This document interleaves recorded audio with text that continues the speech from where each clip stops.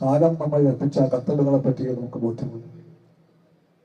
ആ ബോധ്യം നമ്മുടെ മാത്രം ബോധ്യമാകാതിരിക്കാൻ, നാടിന്റെ പൊതുവായ ബോധ്യമാക്കി മാറ്റാൻ, അതുവഴി അനിവാര്യമായ LDF-ന്റെ മൂന്നാമത്തെ വിജയം ഉറപ്പാക്കാനും വേണ്ടിയാണ് നാം മുന്നോട്ട് പോകേണ്ടത്. അതുകൊണ്ട് വരും ദിനങ്ങളാണ് പ്രധാനം, ഇന്നല്ല. ഇത് കഴിഞ്ഞ് പോയാൽ നാം എന്ത് ചെയ്യും?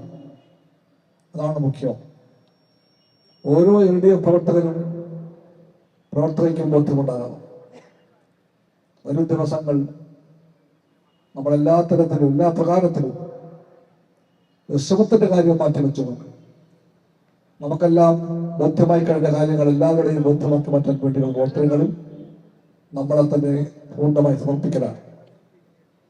കാരണം അപ്പുറത്ത് നുണകളുടെ പെരുമഴ ഉണ്ടാകുന്നുണ്ട്. സത്യം ഒരിക്കലും പറയാത്ത വാശി കാണിച്ചുകൊണ്ട് അസത്യപ്രചാരകന്മാർ കൊണ്ടുപിടിച്ചിറങ്ങിയിട്ടുണ്ട്. നമുക്ക് 1000 നാവുകളുണ്ട്. പണ്ട് ഏതോ ഒരു പാമ്പിനെ പറ്റി പറയുന്നുണ്ട്, 1000 നാവുള്ള അനന്തമെന്ന് പറയുന്നുണ്ട്. 1000 നാവുള്ള നുണപ്രചാരകന്മാർ 2 വേഷം കെട്ടിക്കൊണ്ട് എന്നാൽ ഫലത്തിൽ ഒന്നായി അപ്പുറത്തുണ്ട് UDF BJP.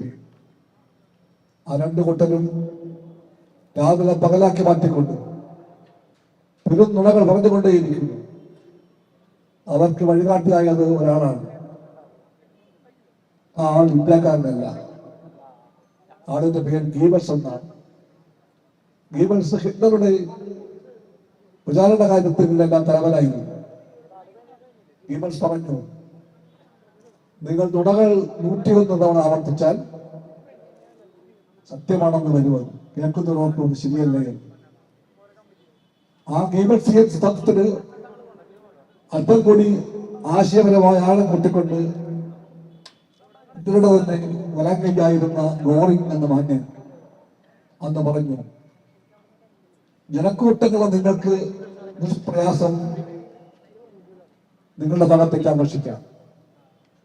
നിങ്ങളാകെ ചെയ്യേണ്ടത് ഒരു കാര്യം മാത്രമാണ്. രാജ്യം അപകടത്തിലാണ്, അതുകൊണ്ട് നമ്മളെല്ലാം ഒന്നിച്ചു നിൽക്കണം. എന്നിട്ട് പറയേണ്ടത്, അവർ ആരാണോ നമ്മൾ എതിർക്കുന്നത് അവർ ശത്രുവിന്റെ ഭാഗത്താണെന്ന് പറയുക. അത് ശക്തിയായി പറയുക. പറയുമ്പോൾ നുണയാണെങ്കിൽ പോലും കേൾക്കുന്നവർക്ക് ആ തൊന്തിരി ഉണ്ടാകാൻ പാടില്ല. അവരെല്ലാവരും വിശ്വസിക്കണം സത്യമാണെന്ന്. അങ്ങനെ പേർത്തും പറയുമ്പോൾ അത് ബോധ്യമായി മാറും. അപ്പോൾ ജനക്കൂട്ടം നിങ്ങളെ സ്വീകരിക്കും. ഇതാണ് ഫാസിസ്റ്റ് പ്രചരണ ശൈലി. ഇതാണ് ഗോറിംഗിന്റെയും ഗീബൽസിന്റെയും ശൈലി. ഇതാണ് ഹിറ്റ്ലർ ഫാസിസം ലോകത്തെ പഠിപ്പിച്ച ശൈലി. ഈ ശൈലിയാണ് ഹിറ്റ്ലർ രാഷ്ട്രീയത്തിന്റെയും ഫാസിസത്തിന്റെയും ഇന്ത്യൻ പതിപ്പായ BJPയും RSSും എല്ലാ കാലത്തും ഇന്ത്യയിൽ നടപ്പിലാക്കാൻ ശ്രമിച്ച ശൈലി. ആ ശൈലിയാണ് ഇപ്പോൾ കോൺഗ്രസ് സുഹൃത്തുക്കളെ വിട്ടുവന്നിരിക്കുന്നത്. BJP ശൈലി ഇവിടെ കോൺഗ്രസ് ശൈലിയാക്കി മാറ്റി. മഹാത്മാഗാന്ധിയുടെ പാർട്ടികൾ എന്താണ് കോൺഗ്രസ് പാർട്ടി അവകാശപ്പെടാറുള്ളത്. പക്ഷേ ഗാന്ധി നെഹ്റു മൂല്യങ്ങളെല്ലാം ആ പാർട്ടി പൂർണ്ണമായും മറന്നിരിക്കുന്നു. മഹാത്മാഗാന്ധിയെ മറന്ന കോൺഗ്രസ്, നെഹ്റുവിനെ പൂർണ്ണമായിട്ട് തിരസ്കരിക്കുന്ന കോൺഗ്രസ്, ആ കോൺഗ്രസ് പൂർണ്ണമായിട്ടും ഫാസിസ്റ്റ് RSSന്റെയും BJPയുടെയും രാഷ്ട്രീയ പാതയെ പിൻപറ്റിക്കൊണ്ട് അന്ധമായ ഇടതുപക്ഷ വൈരം നിലപാടായി മാറ്റിയപ്പോൾ ഒന്നിച്ച് അവരിപ്പോൾ പറയുന്നത് നമുക്കെതിരായ കള്ളങ്ങളാണ്. ആ നുണകൾ പറഞ്ഞുകൊണ്ട് അവർ മാത്രമല്ല, അവർക്ക് വേണ്ടി അവാർത്തയും പാടുപെടുന്ന കുറെ മാധ്യമങ്ങളുണ്ട് ഇവിടെ. മിക്കവാറും എല്ലാ മാധ്യമങ്ങളും, ദൃശ്യമാധ്യമങ്ങളിലേറെയും അതുപോലെ അച്ചടി മാധ്യമങ്ങളും അവരെല്ലാം ചേർത്തുകൊണ്ട് നേരം കൊടുത്ത് ഇരുട്ടുന്നത് തന്നെ പറഞ്ഞത് ഒരേ കള്ളങ്ങളാണ്. ആ കള്ളങ്ങളെല്ലാം നമുക്കെതിരായിട്ടുള്ളറിയാം. സത്യത്തെ അവർ നുണകൊണ്ട് മുഴുവൻ ശ്രമിക്കുക.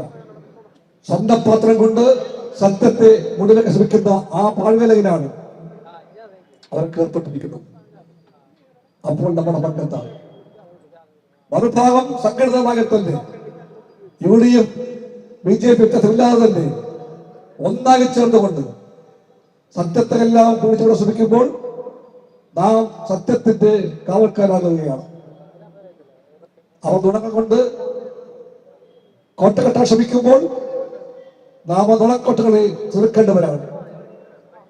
എല്ലാ ദൈവന്റെയും വട്ടം ഒതുക്കിടത്തിയിട്ട് അവർ ഇരുട്ടിനെ ഉപാസിക്കുമ്പോൾ നാം കൈകളിലും ഹൃദയങ്ങളിലും വെളിച്ചങ്ങൾ കെട്ടിപ്പിടിക്കുന്നത്. ആ വെളിച്ചത്തിന്റെ കാവൽക്കാരായ നമുക്കതുകൊണ്ട് വിശ്രമിക്കാൻ അവകാശമില്ല.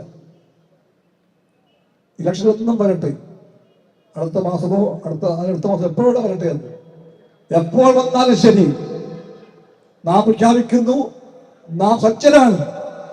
UDF-ന്റെയും BJP-യുടെയും എല്ലാ തരത്തിലുള്ള പ്രചാരങ്ങളെ തകർത്തെറിഞ്ഞുകൊണ്ട് LDF-ന്റെ കൊടുക്കുക അത് വിജയത്തിന്റെ പതാകയാക്കി മാറ്റാൻ, നമ്മുടെ ഗവൺമെന്റിന്റെ ഭരണത്തെ വീണ്ടും ഉറപ്പിക്കാൻ വേണ്ടി നാം സജ്ജനാണെന്ന് പറയാൻ വേണ്ടിയാണ് നാം ശ്രമിക്കേണ്ടത്. അതെല്ലാവരുടെയും ബോധ്യമാക്കി മാറ്റാൻ ഉള്ള പരിശ്രമത്തിന്റെ മുന്നണി പടന്താനുള്ള നമ്മളെല്ലാവരും എന്നുള്ള ബോധ്യമാണ് നമ്മൾ നയിക്കുന്നത്. അത് പറയാൻ വേണ്ടിയാണ് നാം ഒത്തുകൂടിയിരിക്കുന്നത്.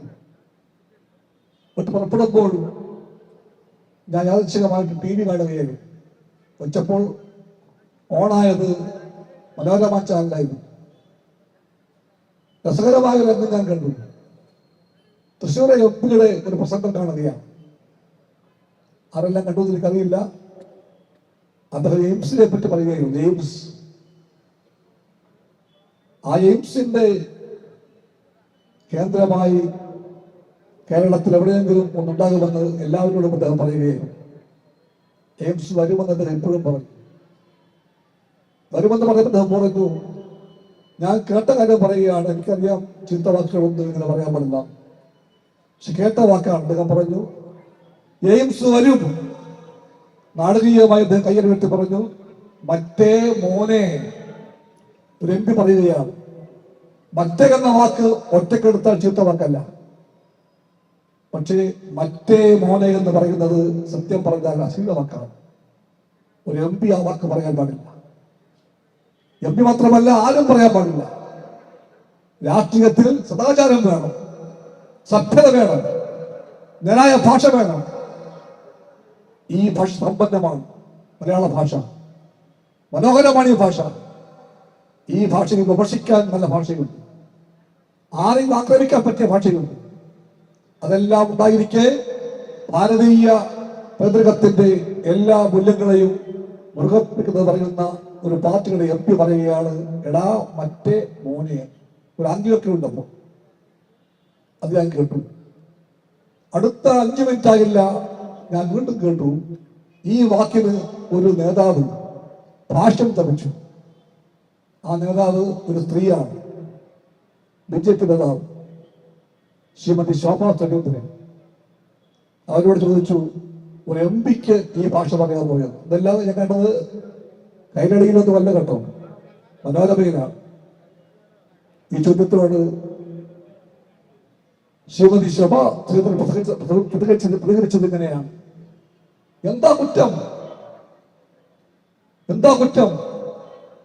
സുരേഷ് ഗോപി ജി പറഞ്ഞത് കേട്ടുകൊള്ളുക, പറഞ്ഞത് പൊന്നുമോനെ എന്നായിരുന്നു അത്രയും. പൊന്നുമോനെ എന്ന് പറഞ്ഞപ്പോൾ നിങ്ങൾ അതിന് വേറെ ഒന്നാക്കി മാറ്റുകയാണ്. ഞാൻ സാമാന്യമായിട്ട് മലയാളം വായിക്കുന്നവരാണ്. ആദ്യമായിട്ട് പറഞ്ഞു ഞാൻ മറ്റേ എന്ന വാക്കിന് പൊന്ന് എന്ന അർത്ഥമുണ്ടെന്ന് ഇന്ന് ഞാൻ മനസ്സിലാക്കി. ഭാഷയെ മാറ്റുകയാണ് BJP, അർത്ഥം മാറ്റിപ്പറയുന്നു BJP. അതിനുവേണ്ടി രാഷ്ട്രീയത്തിന്റെയും സാമൂഹിക മതത്തിന്റെയും എല്ലാ നിലവാരങ്ങളെയും താഴ്ത്തിക്കിട്ടുകയാണ് BJP.